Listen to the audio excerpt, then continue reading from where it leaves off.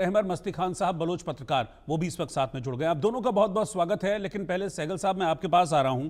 ऐलान जंग तो कर दिया है बलूचिस्तान ने, और बहुत पहले से ऐलान जंग है पाकिस्तान के खिलाफ, पाकिस्तान की सेना के खिलाफ, पाकिस्तान की सेना के जुल्मों के खिलाफ जो लगातार वो बलूचिस्तान पर और बलूच लोगों पर करते आए हैं।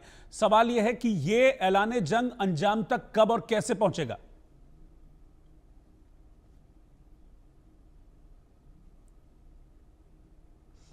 सर प्लीज अनम्यूट कर लीजिए एक बार।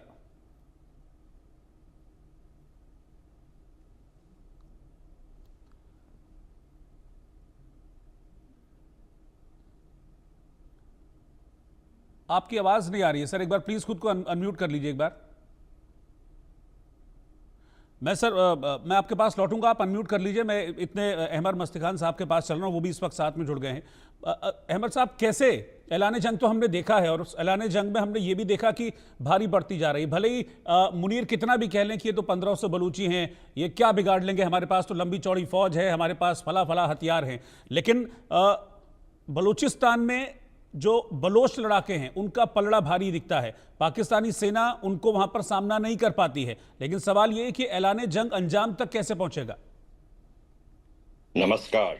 नमस्कार सर। वही जोश, वही जज्बा, वही शोला, वही ललकार, जुनून भी वही, ख्वाब भी वही, मज़ाहिमत का वही तपिश और फतेह का वही इंतजार। हमारे लोग, हमारे अवाम, सब के सब एक हैं पाकिस्तान के जल्लादी जिहादी फौज के खिलाफ। आप देख रहे हैं कि मुनीर को और उसके जो टोला है, फौजी टोला, जो पाकिस्तान पे गैर कानूनी और गैर आईनी तौर पर हुक्मरानी कर रहा है पूरे पाकिस्तान पे। हम तो उनका मकबूजा इलाका है।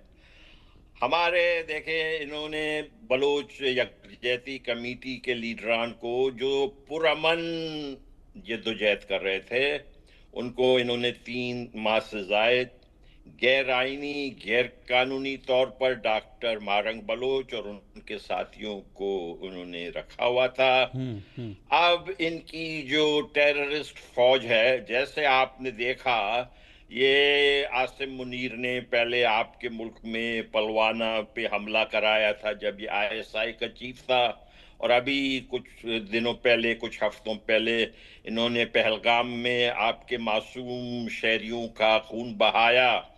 यही आसिम मुनीर ने अब हमारे महिलाओं को और उनके दो दूसरे साथी हैं उनको, डॉक्टर मारंग बलूच को टेररिज्म के चार्ज में, टेररिज्म कर केस उनके ऊपर लगा दिया है।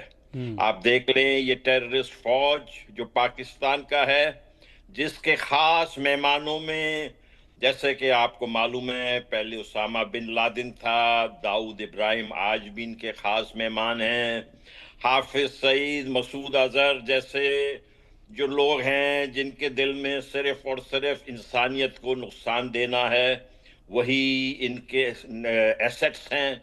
उनके खिलाफ हमारे नौजवान जो बलूच लिबरेशन आर्मी के, बलूचिस्तान लिबरेशन फ्रंट के और दीगर सरमचार जो हैं, वो नबर आजमा है और ताबड़तोड़ हमले इन पे किए जा रहे हैं। हम और आप जैसे इस टाइम पे बात कर रहे हैं, इसी वक्त इनके फौजी हमारे बहुत सारे इलाकों में मिलिट्री ऑपरेशन कर रहे हैं।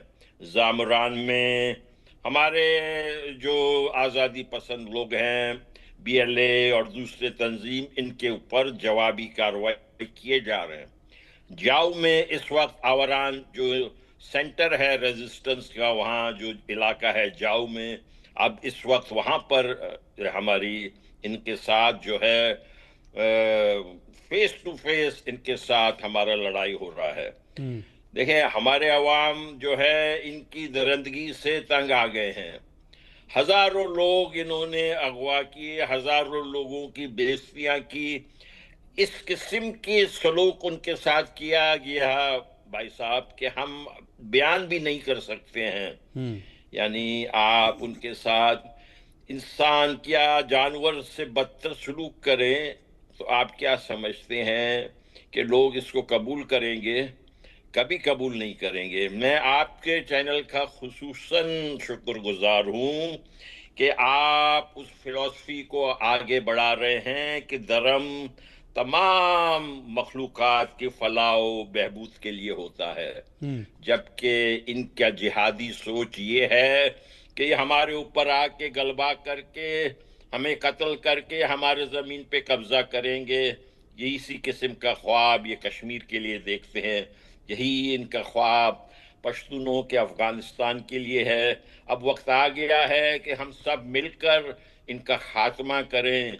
इस पूरे साउथ एशिया में जब तक ये कैंसर पाकिस्तानी जिहादी फौज का है, हमको किसी को भी आराम और सुकून से रहने नहीं देंगे। ठीक है, आपका बहुत शुक्रिया। ठीक है। मैं पीके सहगल साहब के पास चल रहा हूं। सहगल साहब, कहते हैं कि कभी भी जो विरोधी होता है उसको कमजोर नहीं समझना चाहिए, लेकिन मुनीर खुले मंच से ये कह रहे थे, आपने भी सुना होगा वो, कि ये 1500 बलोची हैं, क्या बिगाड़ लेंगे, हम तो जब चाहे इनको मसल सकते हैं।